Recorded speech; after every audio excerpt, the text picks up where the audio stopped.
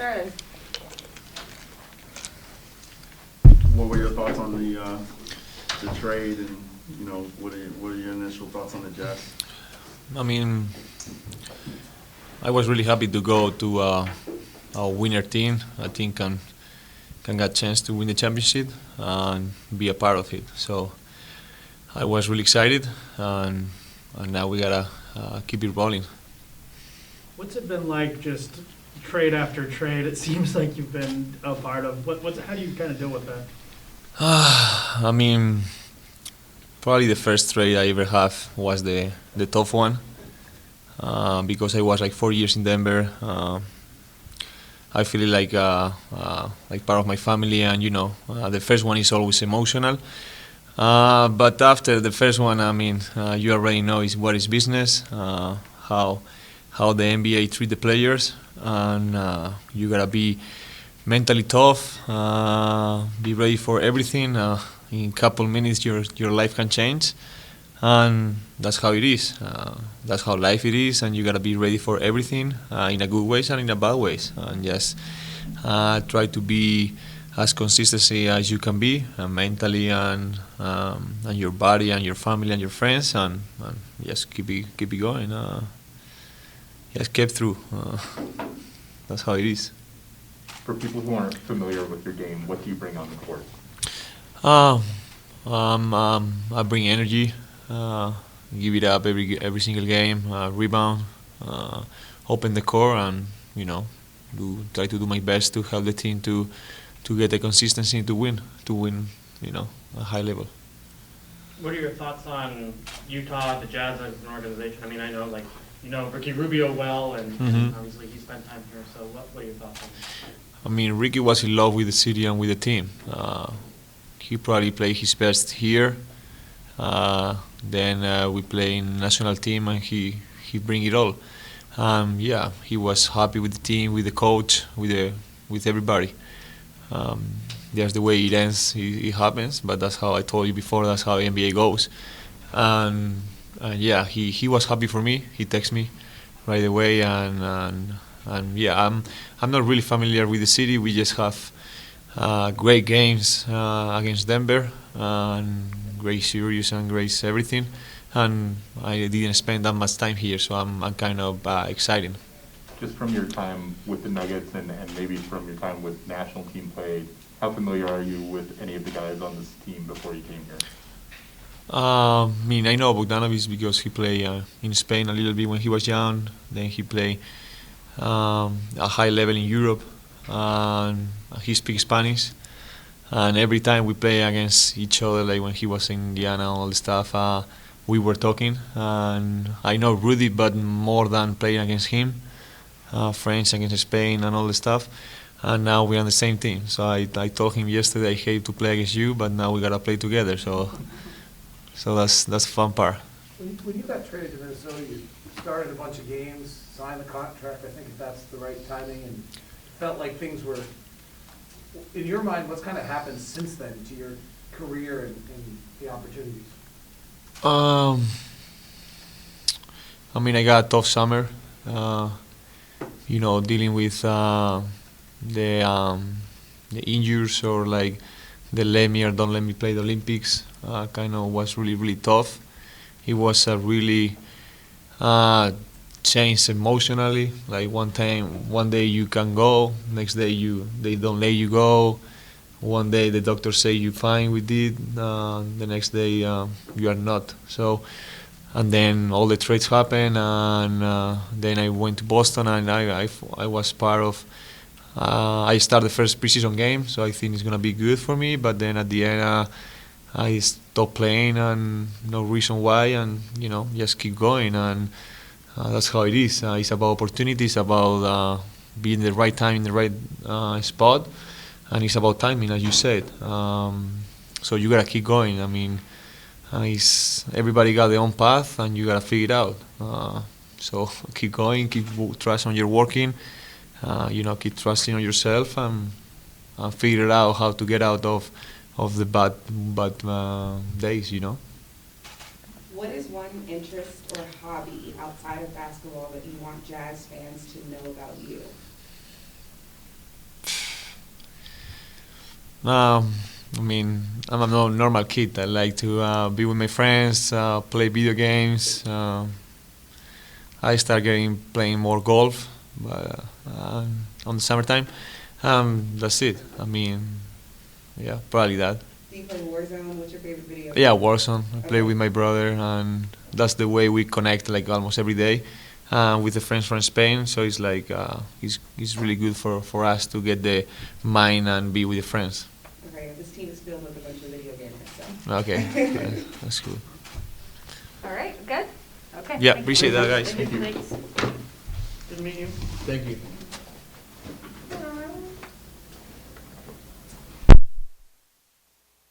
Found out I was traded once I landed in Portland. Well, I found out I was traded to Portland that morning to shoot around. Then I found out once I landed in Portland. And now, here we are. But I'm excited to be here, and I'm grateful for it. Did Portland give you any indication that they might flip you? I would say from when I found out I was traded, I heard from 2 people in the organization. But there's like this saying that I was told, like, if you don't hear from the front office within like a certain amount of time, chances are you could be moved again. Talked to my agents. They said it was possible as well.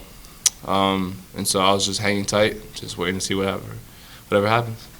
First impression of being here, going through shoot around with the guys? I was watching film because I try to catch up on some of the plays, but the language, I think, just usually around the league, there's terms that are referenced around the same thing. Here it's Chinese, so it's new, but I'm learning it, and the guys have been cool. It's been fun, and they're willing to help. Is it a little different, maybe like joining a team that is very veteran heavy now, you know?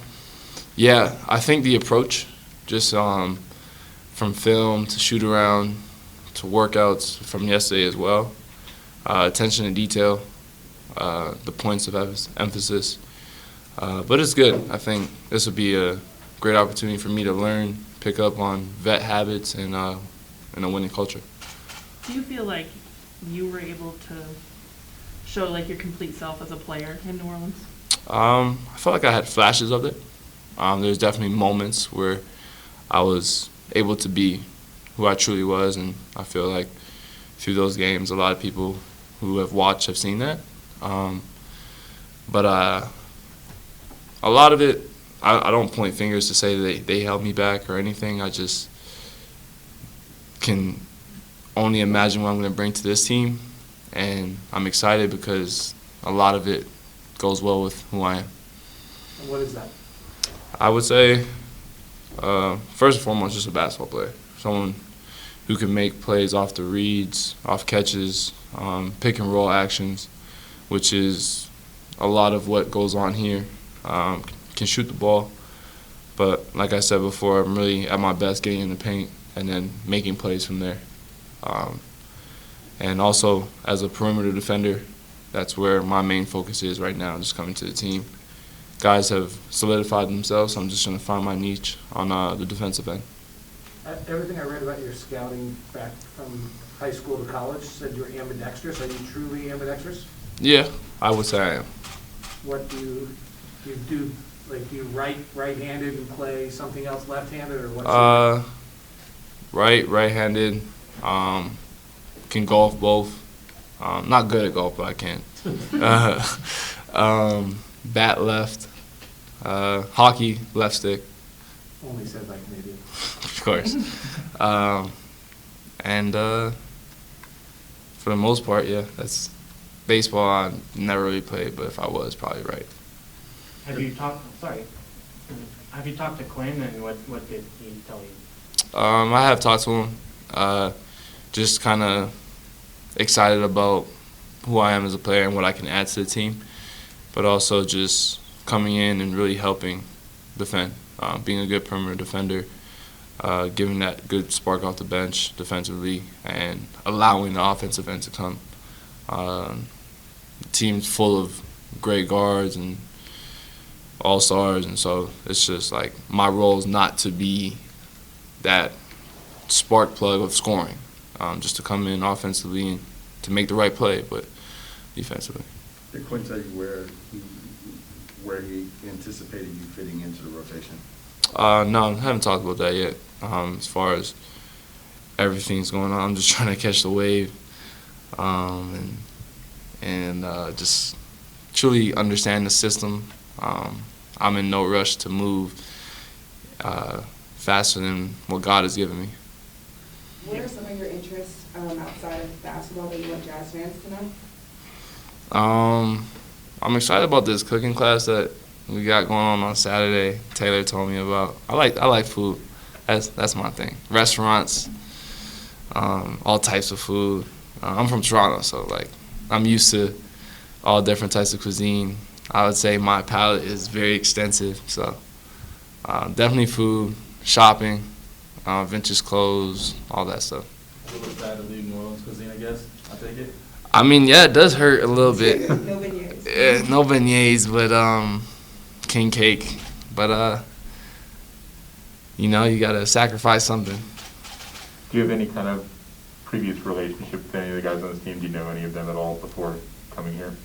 I met Jared this summer. Me and Eric in the same drag class, kind of been cool. That's about it. A lot of mutual friends, I think, with a lot of them, but no like real personal relationships just yet. What advice have you gotten? Obviously, this is your first time changing teams. Have you gotten any advice on like what this process is like and how to deal with it? A little bit. Thank God for the people in my circle who have helped me understand how to handle it. Just take it one day at a time. Do the best I can to learn.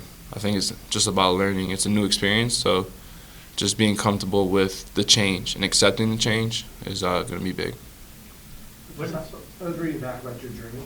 Can you take us through a little bit, leaving Canada and then coming to the U.S. and what that experience was? And then what did you do during the summers? Did you do AAU or what did you do in those periods?